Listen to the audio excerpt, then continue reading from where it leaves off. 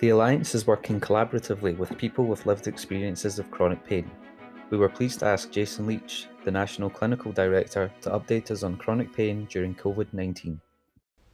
Hi, I'm Jason Leitch, the National Clinical Director.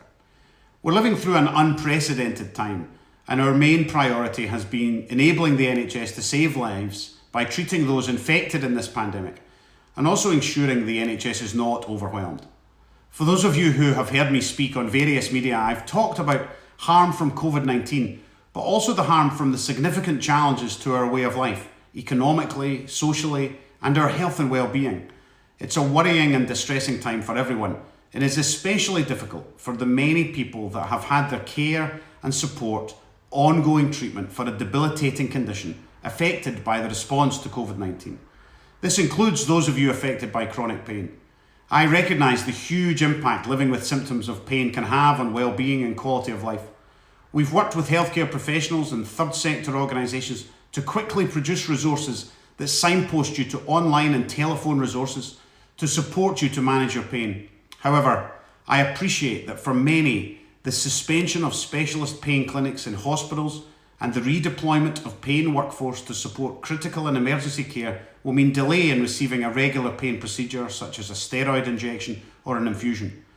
The decision to postpone a procedure is never taken lightly, and health boards are working hard to ensure vital care remains in place where clinically agreed.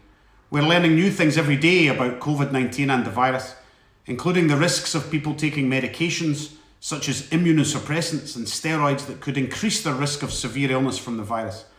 This will mean your care team will discuss what the risks are for you on an ongoing treatment basis. I know the question for many people is, why can't I get my injection or infusion by a nurse in the community or my own home?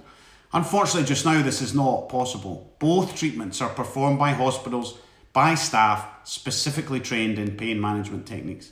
Hospital settings ensure, for now, sterile protocols can be followed with the support of other teams such as radiography for x-rays, with wider medical staff on hand if required in case of adverse reactions or events. The next question is then, when will my service restart? In line with the government's framework for decision making, a careful balance needs to be achieved in managing our healthcare capacity.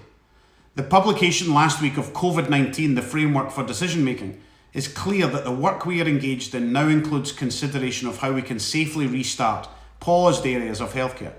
This is a very complex exercise. There are many needs across multiple specialties to factor into the equation for facilities, equipment and workforce capacity that will also need to ensure a continuing provision for COVID-19 patients. While this is undoubtedly an immensely difficult time for everyone, there are also opportunities to be grasped in some of the developments that have happened at pace in unbelievably quick timeframes. For example, through the use of near-me technology, the number of virtual consultations has increased from around 300 appointments a week in early March to nearly 11,000 at the end of April. Work had already begun with stakeholders and partners through the Scottish Access Collaborative and subsequently the Modernising Patient Pathway programme to review the design of services to improve access to the right professional at the right time in the right place. Never has it been more important to have these discussions, locally, regionally and nationally, as we make plans to remobilise services when safe to do so, and adapt how these are delivered to take account of physical distancing. Integral to this is the involvement of people with lived experience to shape changes and ensure pathways and methods deliver outcomes that matter to you.